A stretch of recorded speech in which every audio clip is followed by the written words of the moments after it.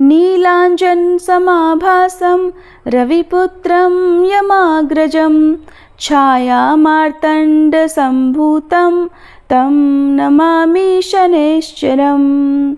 ओम शन शनिश्चराय नमः।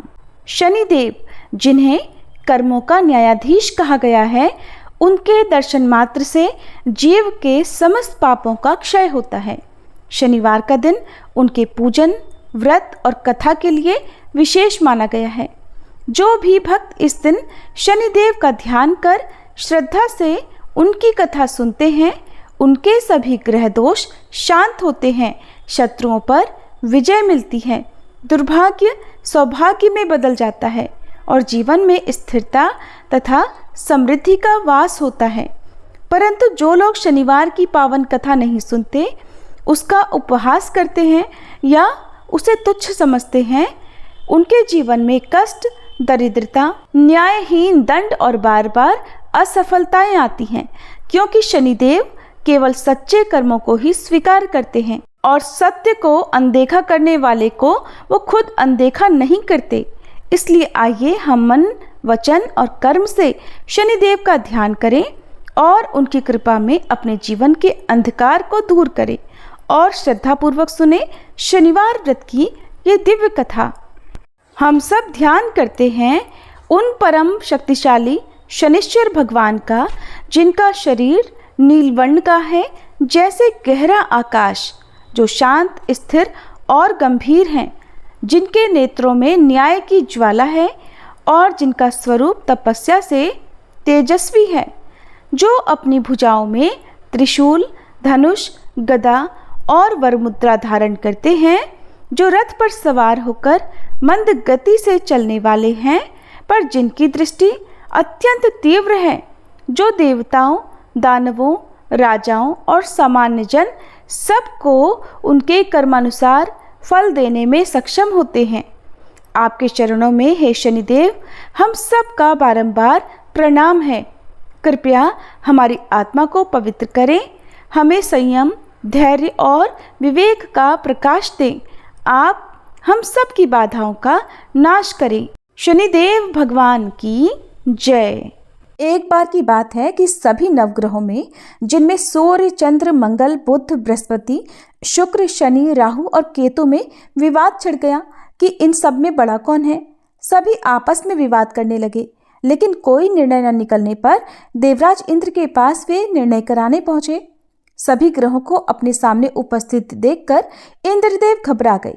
फिर उन्होंने निर्णय करने में अपनी असमर्थता जताई, परंतु उन्होंने ये भी कहा, इस समय पृथ्वी पर राजा विक्रमादित्य का राज है, जो कि अति न्यायप्रिय हैं, वे ही इसका निर्णय कर सकते हैं।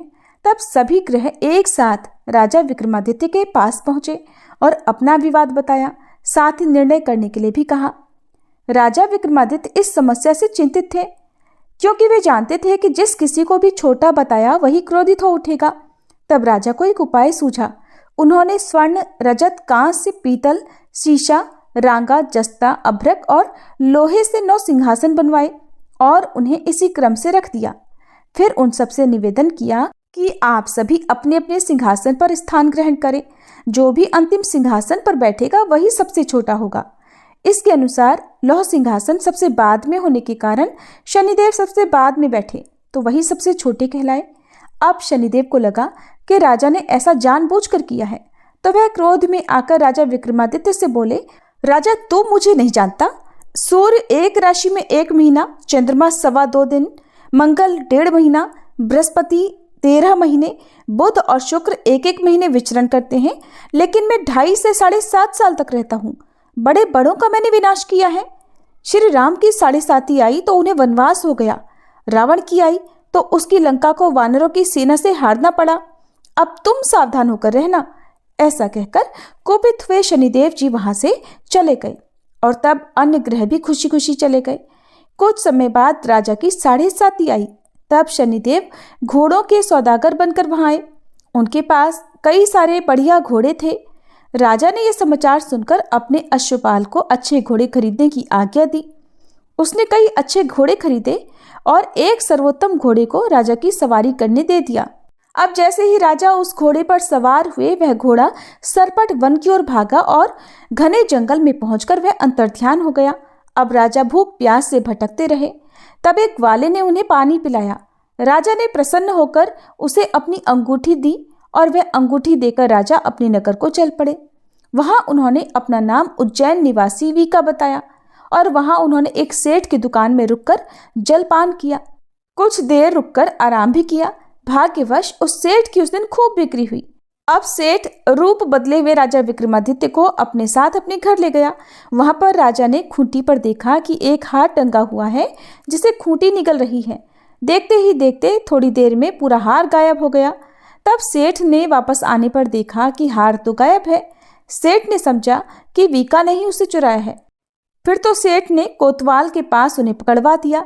अब उस नगर के राजा ने भी राजा विक्रमादित्य को चोर समझकर उनके हाथ पैर कटवा दिए और नगर के बाहर फेंकवा दिया। वहां से एक तेली निकल रहा था जिसे दया आई और उसने वीका को अपनी गाड़ी में बिठाया। वह अपनी जीभ से बैलों को हाँकने लगा। उस समय तक राजा की शनि दशा समाप्त हो गई। वर्षा ऋतु आने पर राजा मल्हार गाने लगे। राजा जिस नगर में थे वहां की राजकुमारी मनभावनी को उनका गाना इतना पसंद आया कि उसने मन ही मन प्रण कर लिया कि वह उस राग गाने वाले से ही विवाह करेगी। राजकुमारी ने दासी को राग गाने वाले को ढूंढने भेजा। तब दासी ने बताया कि वह तो एक चौरंगिया अर्थात अपाहिज है, परंतु राजकुमारी नहीं मानी। अगले ही दिन वह भूख प्यास त्याग कर अनशन पर बैठ गई कि विवाह करेगी तो उसी से करेगी। बहुत समझाने पर भी जब राजकुमारी नहीं मानी तो राजा ने उस तेली को बुला भेजा और विवाह की तैयारी करने को कहा। फिर तो उसका विवाह राजकुमारी से हो गया। तब एक दिन सोते हुए स्वप्न में शनिदेव ने राजा को दर्शन देकर कहा कि राजन, देखा तुमने मुझे छोटा बताकर कितना दुख झेला है। तब राजा ने उनसे क्षमा मांगी और प्रार्थना करते हुए कहा, हे शनिदेव, जैसा दुख मुझे दिया है किसी और को मत दीजिएगा। तब शनिदेव मान गए और कहा कि जो मेरी कथा और व्रत करेगा उसे मेरी दशा में कभी कोई दुख नहीं होगा। जो व्यक्ति रोज मेरा ध्यान करेगा और चींटियों को आटा डालेगा उसकी भी सभी मनोकामनाएं पूर्ण होंगी। और ऐसा कहकर शनिदेव ने राजा को हाथ पैर वापस कर दिए। इधर प्रातःकाल आंख खुलने पर राजकुमारी ने देखा तो वह बड़ी आश्चर्यचकित हुई। तब वीका अर्थात राजा विक्रमादित्य ने राजकुमारी को बताया कि वह उज्जैन के राजा विक्रमादित्य हैं। जानकर सभी अत्यंत प्रसन्न हुए। सेठ ने जब सुना तो वह राजा के पैरों पर गिरकर क्षमा मांगने लगा। राजा ने कहा कि ये तो शनिदेव का क्रोध था, इसमें किसी का कोई दोष नहीं। सेठ ने फिर भी निवेदन किया कि राजन, मुझे शांति तभी मिलेगी जब आप मेरे घर चलकर भोजन करेंगे। तब सेठ ने अपने घर तरह तरह के व्यंजनों से राजा का सत्कार किया। सभी ने देखा कि जो खूंटी हार निगल गई थी वही अब उसे उगल रही थी। सेठ ने अनेक मोहरे देकर राजा का धन्यवाद किया। इसके बाद राजा रानी को लेकर अपने राज्य वापस लौट आए, जहां पर उनका खूब धूमधाम से स्वागत किया गया। राजा विक्रमादित्य ने कहा कि उन्होंने शनिदेव को छोटा बताया था, लेकिन वे तो सर्वश्रेष्ठ हैं। तब से राजा विक्रमादित्य के राज्य में शनिदेव की पूजा और कथा रोज होने लगी। शनिदेव की ये दिव्य और प्रेरणादायक कथा अब पूर्ण होती है।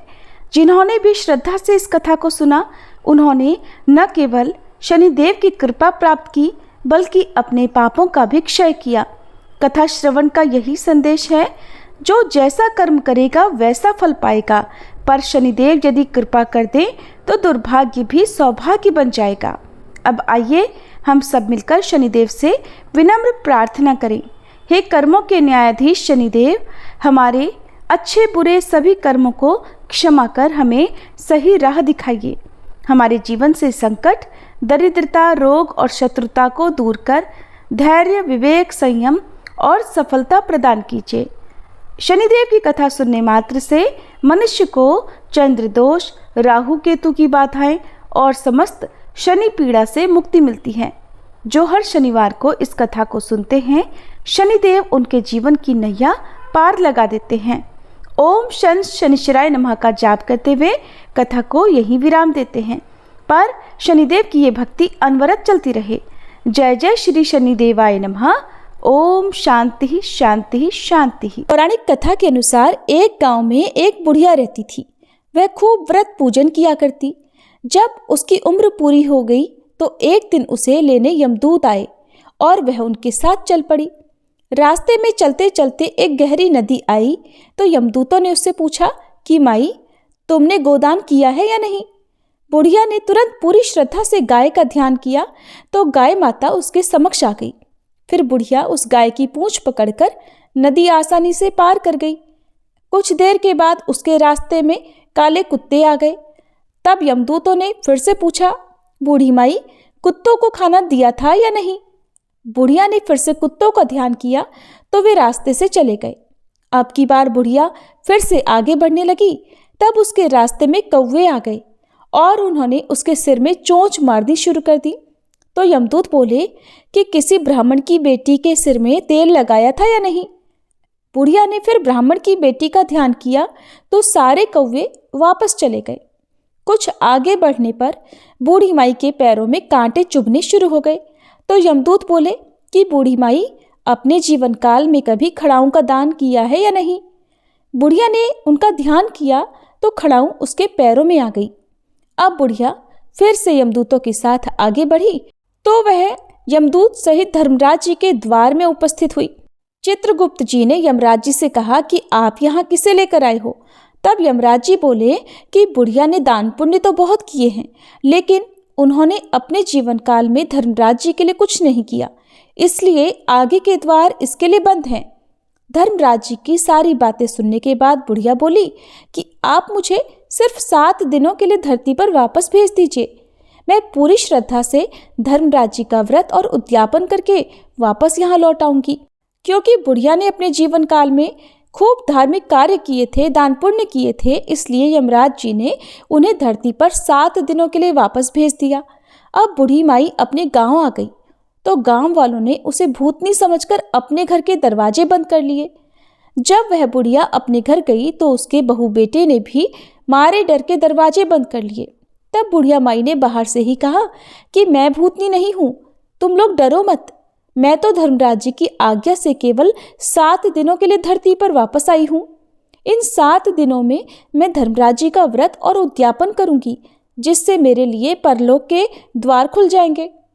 बुढ़िया की बातें सुनकर बेटे बहू उसके लिए पूजा की सामग्री ले आए, लेकिन जब बुढ़िया कहानी कहने लगी तब वह हुंकारा नहीं भरते, जिससे बुढ़िया ने बाद में अपनी पड़ोसन को वह कहानी सुनाई और उसकी पड़ोसन ने हुंकारा भरा।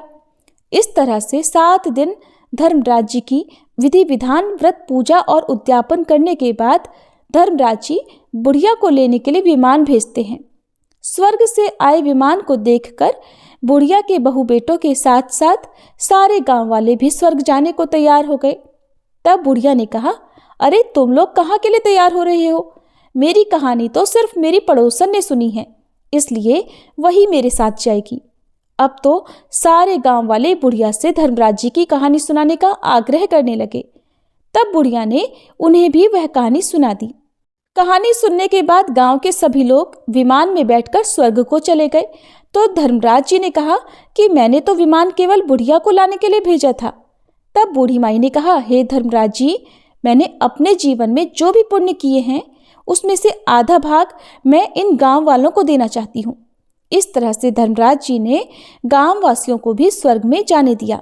हे धर्मराज जी महाराज, जैसे आपने बूढ़ी माई और उसके गांव के सभी लोगों को स्वर्ग में जगह दी, उसी तरह से हमें भी देना। साथ ही कहानी सुनकर हुंकारा भरने वालों को भी और कहानी कहने और सुनने वालों को भी परलोक में जगह देना। सब मिलकर प्रेम से बोलिए, धर्मराज महाराज जी की जय, यमराज महाराज जी की जय। श्री शनि चालीसा पाठ।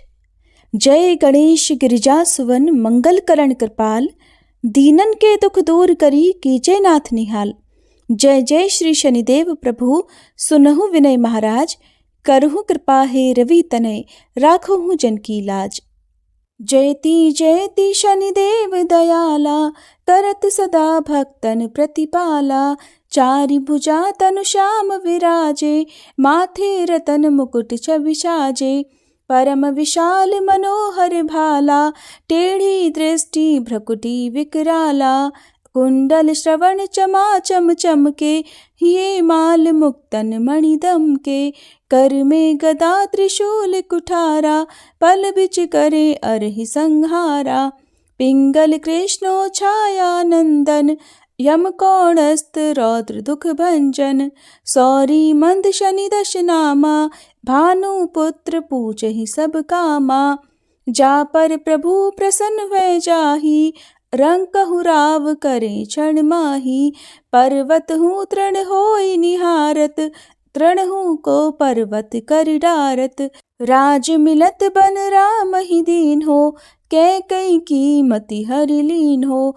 बनहु में मृग कपट दिखाई, मातु जानकी गई चुराई। लख नहीं शक्ति विकल करि डारा, मचिगा दल में हाहाकारा। रावण की गति मति बौराई, रामचंद्र सो बैर बढ़ाई। दियो कीट करि कंचन लंका, बजि बजरंग वीर की डंका। नृप विक्रम पर तुहि पगुधारा, चित्र मयूर निगली गए हारा। हार नौ लखाला क्यों चोरी, हाथ पैर डरवायो तोरी। भारी दशान कृष्ट दिखायो, तेलहि घर कोल्हू चलवायो। विनय राग दीपक मह कीन्ह्यो, तब प्रसन्न प्रभु है सुख दीन्ह्यो। हरिश्चंद्र नृप नारि बिकानी, आपहु भरे डोम घर पानी। तैसे नल पर दशा सिरानी, भूंजी मीन कूद गई पानी। श्री शंकर ही गयो जब जाई, पार्वती को सती कराई। तनिक विलोकत ही करि रीसा, नभ उड़ गयो गौरी सुत सीसा। पांडव पर भय दशा तुम्हारी, बची द्रौपदी होती उघारी। कौरव के भी गति मति मार्यो, युद्ध महाभारत करि डार्यो। रवि कह मुख मह धरि तत्काला, लेकर कूदी परियो पाताला। शेष देव लखि विनती लाई, रवि को मुख दे दियो छुड़ाई। वाहन प्रभु के साथ सुजाना, जग दिग्गज गर्दभ मृग स्वाना। जम्बुक सिंह आदि नखधारी, सो फल ज्योतिष कहत पुकारी। गजवाहन लक्ष्मी ग्रह आवे, हय ते सुख संपत्ति उपजावे। गर्दभ हानि करे बहु काजा, सिंह सिद्ध कर राज समाजा। जम्बुक बुद्धि नष्ट कर डारे, मृग दे कष्ट प्राण संहारे। जब आवहि प्रभु स्वान सवारी, चोरी आदि होए डर भारी। तैसहि चारि चरण यह नामा, स्वर्ण लौह चांदी अरु तामा। लौह चरण पर जब प्रभु आवे, धन जन संपत्ति नष्ट करावे। समता ताम्र रजत शुभकारी, स्वर्ण सर्व सर्व सुख मंगल भारी। जो यह शनि चरित्र नित गावे, कबहु न दशा निकृष्ट सतावे। अद्भुत नाथ दिखावे लीला, करे शत्रु के नश बल ढीला। जो पंडित सुयोग्य बुलवाई, विधिवत शनि ग्रह शांति कराई।